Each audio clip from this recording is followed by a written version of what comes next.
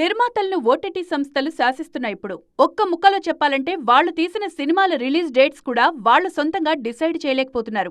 OTT వల్ల లాభం భారీగా ఉంటుంది కాబట్టి వాళ్లు సైతం ఏమీ మాట్లాడలేకపోతున్నారు. ఎంత పెద్ద సినిమా అయినా ముందు ఓటీటీ స్లాట్ దొరికితేనే రిలీజ్ డేట్ లాక్ చేసుకునే పరిస్థితి వచ్చింది. సినిమాల రిలీజ్ డేట్స్ డిజిటల్ సంస్థల చేతుల్లోకి వెళ్లి చాలా రోజులైపోయింది. ఇదే మాట నిర్మాతలు కూడా చెప్తున్నారు.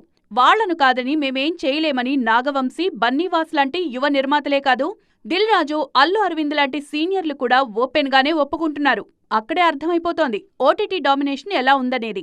డబ్బులిస్తున్నారు కదా అని ఓటీటీ సంస్థలు చెప్పిందానికల్లా ఓకే అంటే తిప్పలు తప్పవేమో.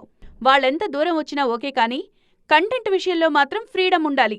ఇప్పుడు అది కూడా లేకుండా చేస్తారేమో అనే అనుమానాలు మొదలయ్యాయి. రైట్స్ కొనాలంటే ముందే మాకు కథ చెప్పాలని కొన్ని ఓటీటీ సంస్థలు కండిషన్ పెడుతున్నట్టు తెలుస్తోంది. ఇంట్రెస్టింగ్ కాంబినేషన్స్ కావాలని, వాళ్లను కలపాలని ఓటీటీ సంస్థలే చెప్తున్నాయి. రేపటి రోజు సెన్సార్ వాళ్లలా ఎడిటింగ్ టేబుల్పై కూర్చున్నా ఆశ్చర్యపోక్కర్లేదేమో.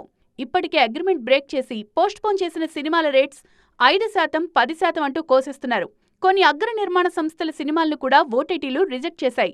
ఇది ఎక్కువై కంటెంట్లో దూరితే మాత్రం దర్శకులకు చుక్కలు కనిపించడం ఖాయం.